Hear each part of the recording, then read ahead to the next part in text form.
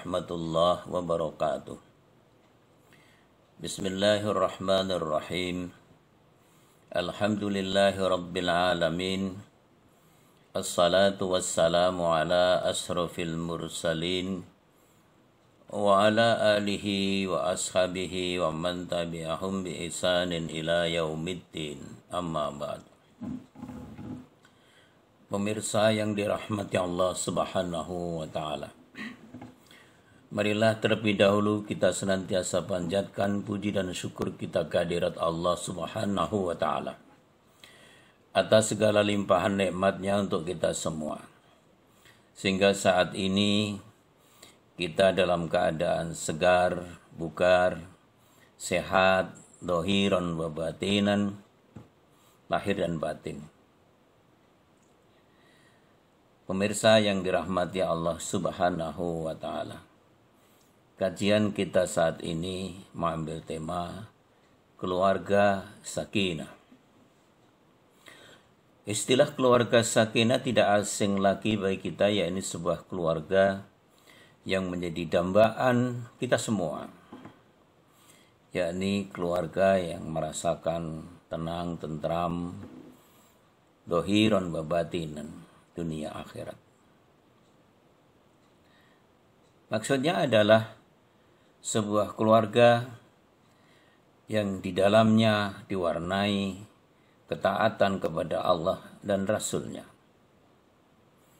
Dalam sebuah hadis Nabi kita Shallallahu Alaihi Wasallam pernah bersabda, "Baiti jannati, rumah tanggaku itu surgaku."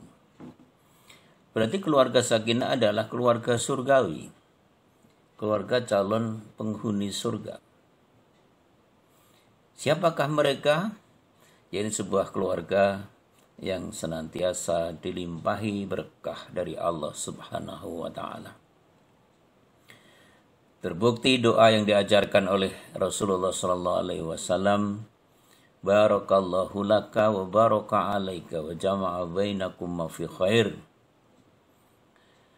Doa ketika manusia ini mengawali akan membangun sebuah rumah tangga, yakni lewat pintu pernikahan.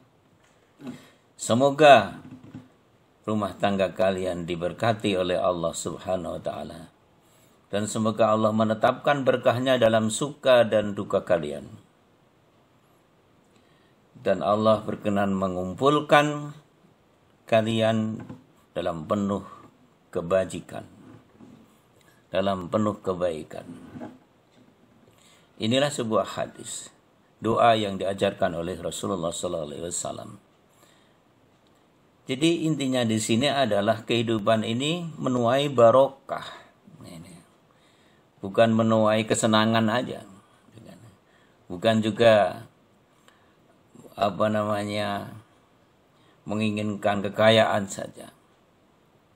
Bukan sakinah itu adalah memiliki jabatan yang tinggi, tetapi sebenarnya pengertian dari kehidupan yang sakinah itu adalah kehidupan yang barokah itu.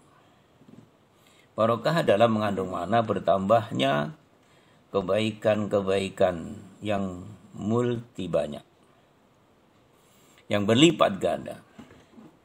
Itulah makna kebaikan yang ada di dalamnya.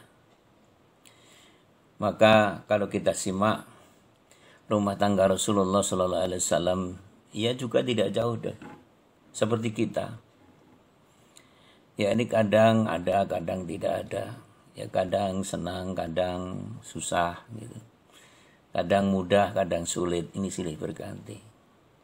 Maka tidak ada orang hidup ini senang terus, tidak ada. Tapi susah terus juga enggak ada. Antara senang dan susah, gampang dan sulit, ini silih berganti. Tapi keluarga yang sakinah itu ketika menghadapi kesenangan, ya berkahnya mana? Ya ini bertasakur kepada Allah. Itu akan menuai barokah dari Allah. Selanjutnya bila mana sedang menghadapi hal-hal yang tidak menyenangkan, ya tentu saja yang disiapkan adalah kesabaran. Itulah. Nah, sabar itu adalah kebaikan yang diwujudkan. Itulah barokah. Ya. Jadi kalau manusia ini ketika sedang susah itu bersabar, ketika sedang senang itu bersyukur, berarti senang ataupun susah tetap dia dalam kebaikan. Nah, inilah berkah. Nah, padahal di dalam rumah tangga itu isinya adalah seluruh kegiatan-kegiatan yang berbagai kegiatan itu akan menuai pahala yang sangat luar biasa di sisi Allah Subhanahu wa taala. Ya. Bayangkan kehidupan suami istri dalam sebuah rumah tangga itu kan isinya saling memberi, saling membantu, ya. Saling mengingatkan, saling menasihati, saling menegur dan lain-lain. Ini kan pahala. Bayangkan suami mencintai istri ataupun suami berkasih sayang kepada istri, itu pahala. Bahkan sehari semalam 24 jam. Kalau 24 jam ini keduanya kasih sayang itu masih dirasakan atau masih dilakukan, pahala 24 jam mengalir ke dalam rumah tangga tersebut. Apakah ini tidak berkah namanya? Apalagi di sana ada saling membantu. Ya. Suami mengantarkan istri ke pasar misalnya. Istri juga menyiapkan segalanya untuk kepentingan suami misalnya. Ini adalah sebuah kebaikan yang berpahala besar di sisi Allah Subhanahu wa taala. Jadi tidak ada sesuatu yang dikeluhkan. Gimana mengeluh? Fatimah Az-Zahra saja, putri kesayangan Rasulullah sallallahu alaihi wasallam, ketika belum lama berumah tangga, Rasulullah hadir di rumahnya. Ya, tentu saja ingin bersilaturahim ayahanda Rasul kepada putri tercintanya yang belum lama dinikahkan.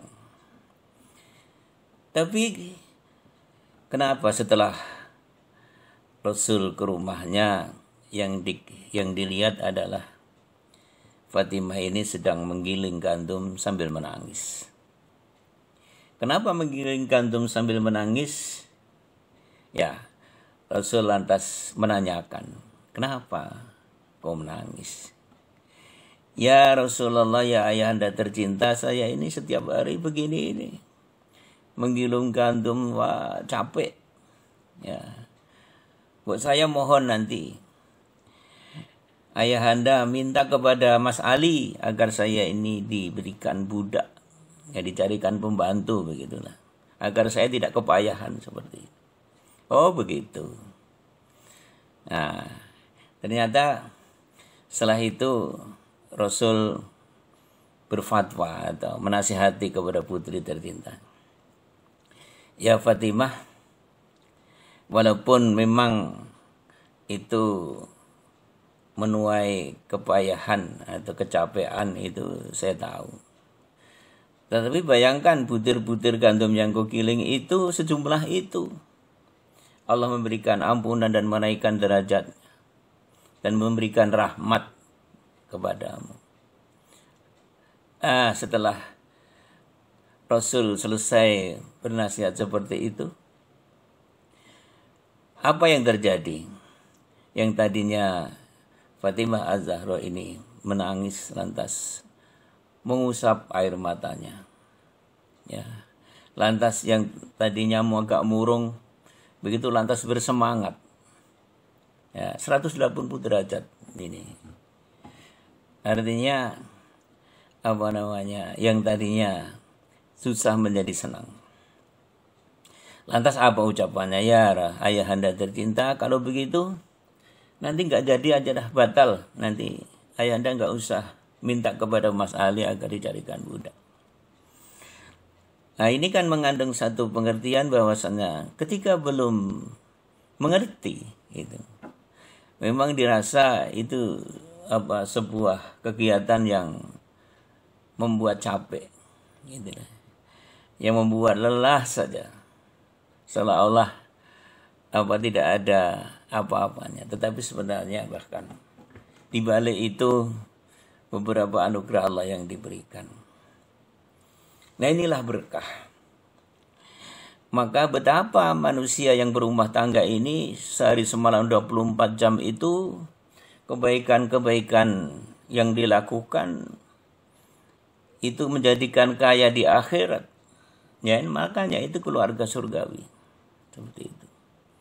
Ya, sebuah keluarga yang nanti di akhirat sana akan berbahagia atas hasil jerih payahnya ketika dia hidup berumah tangga di dunia. Yang ini hanya Allah berikan kepada mereka yang berumah tangga. Ya. Kasih sayang memang amal soleh itu diberikan. Tetapi kasih sayangnya orang berumah tangga, suami istri, luar biasa itu nilai harganya. Maka Nabi perintahkan kepada remaja, ya ma'syarus sabab man istata'a minkumul ba'atha falyatajawwaz.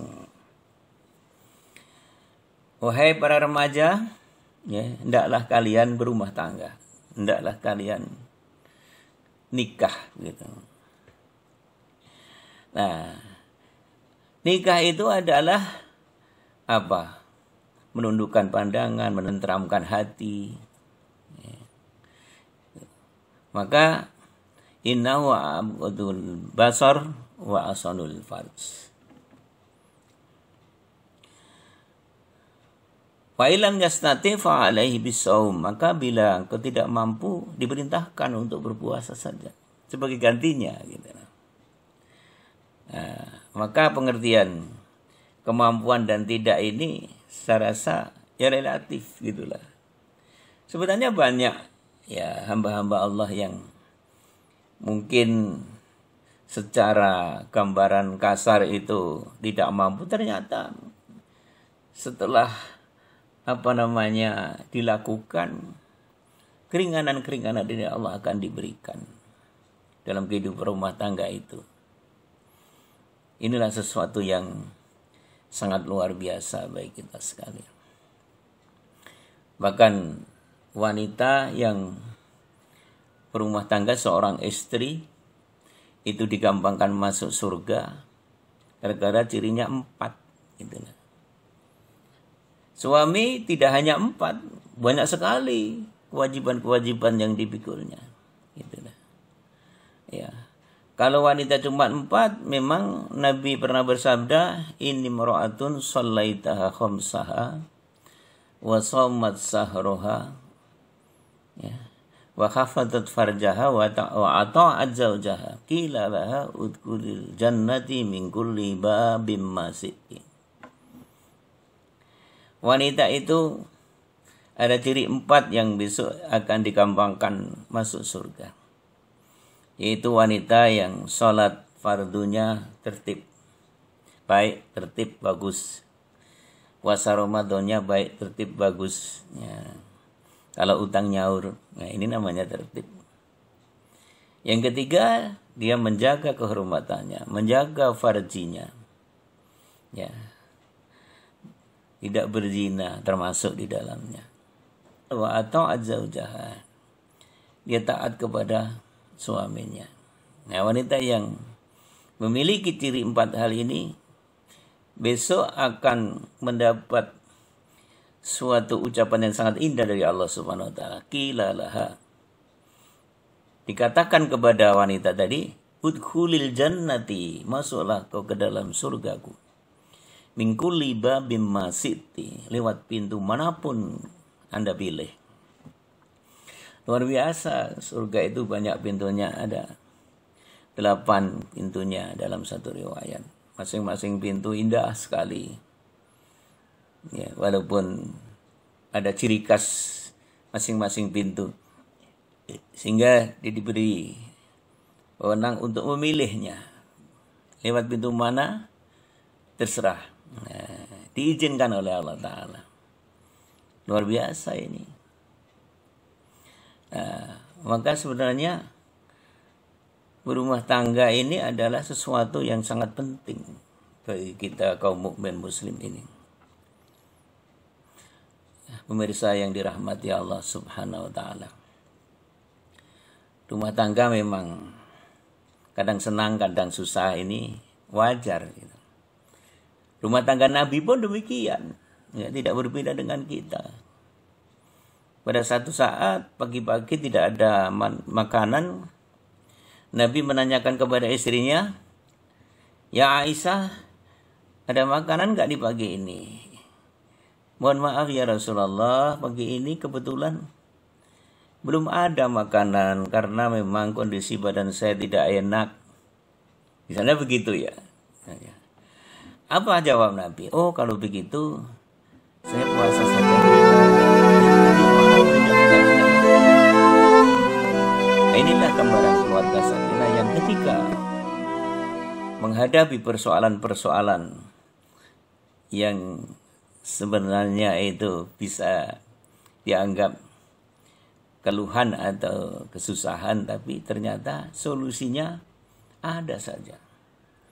Lantas beliau pada hari itu berpuasa.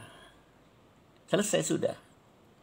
Tapi kalau dijadikan masalah ya panjang, bisa nyalah-nyalahkan istri. Kenapa sejak pagi tadi tidak siap? Kenapa pagi tadi tidak cari orang suruhan dan lain-lain?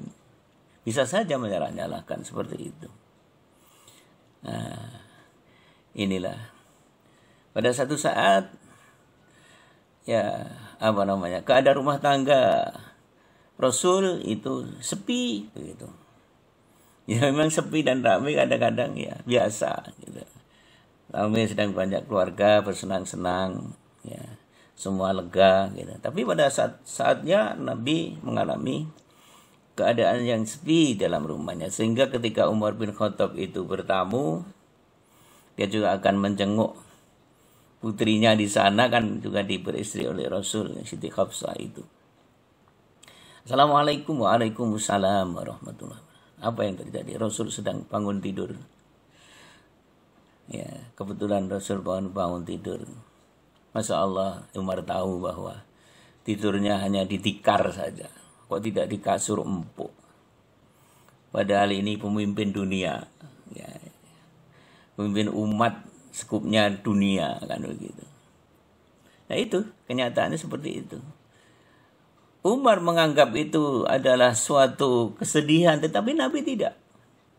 "Kenapa kau menangis?" Ya, memang sempat bertuturan air mata karena setelah melihat keadaan Rasul seperti itu, bisa saja ya Umar bin Khattab pada waktu itu merasa prihatin ya begitu. Tapi bagi Nabi biasa saja ya. Seperti sering kita lihat orang penggembala kambing kadang-kadang tidur di pinggir pematang sawah. Ya tidur dengan pulas gitu. Loh, kok bisa loh? Nah, itulah kebahagiaan. Ya, itulah rasa ketenangan dan ketentraman yang dirasakan. Juga di dalam kehidupan rumah tangga kita seperti itu. Nah, maka ini menjadi ibrah bagi kita semua, atau menjadi sebuah pelajaran yang berharga. Sebenarnya keluarga sakinah, yakni yang keluarga yang senantiasa merasakan ketenangan hidup, ya, gambarannya seperti itu. Apakah rumah tangga Nabi ya selamanya juga happy-happy saja? Ya. Dalam sebuah riwayat juga pernah rumah tangga Nabi ini dilanda sebuah kasus. Sebuah kasus yang sebenarnya secara zahiri itu memang ya kok terjadi begitu ya. Pada saat peperangan usai, kebetulan istri Nabi juga ikut perang pada waktu itu. Ya. Setelah pada pulang, ternyata Siti Aisyah ini ketinggalan rombongan. Ya, ketinggalan rombongan. Kok bisa? Ya memang pada saat itu ada yang mengira bahwa Siti Aisyah sudah juga ikut bersama-sama teman-teman pulang. karena sekodup ya, karena memang naik unta dengan tertutup ya, ada wanita, jadi tidak tahu si A si B itu kalau kadir kejauhan. Kebetulan Aisyah tertidur saking capek gitu, di pinggir jalan. Nah kebetulan ada salah seorang sahabat yang lewat ya, kebetulan sahabat tuh lantas penasaran, siapa ini yang tidur di pinggir jalan. Ternyata dibuka istri Rasulullah SAW. Masya Allah, Masya Allah. Ya ringkas ceritanya itu ditolong ya. Ditolong, ya Aisyah diajak pulang dengan naik unta ya. Dan sahabat tadi menuntunnya dengan berjalan. Nah itu setelah sampai di rumah menjadi gosip itu, menjadi gosip. Tersebar berita Siti Aisyah bersama si A, luar biasa. Pemirsa yang berbahagia, inilah dinamika yang terjadi di dalam sebuah rumah tangga.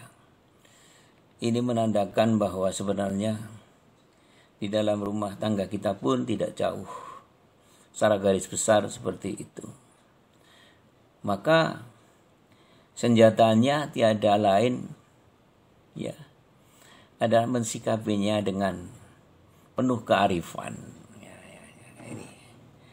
Jadi sikap kearifan ini penting di dalam sebuah rumah tangga untuk membangun keluarga yang sakinah mawaddah warahmah tadi. Hadirin yang dirahmati Allah Subhanahu wa taala. Selanjutnya bagi kita semua, marilah bagi Bapak Ibu di tengah-tengah keluarga, marilah kita tingkatkan ya kehidupan rumah tangga kita agar menjadi rumah tangga yang kita harapkan, yakni rumah tangga yang senantiasa merasakan kebahagiaan lahir dan batin gitu. Tidak hanya kelihatannya saja, tapi juga fakta dan kenyataannya memang ya tenang, tentram, bahagia lahir dan batin.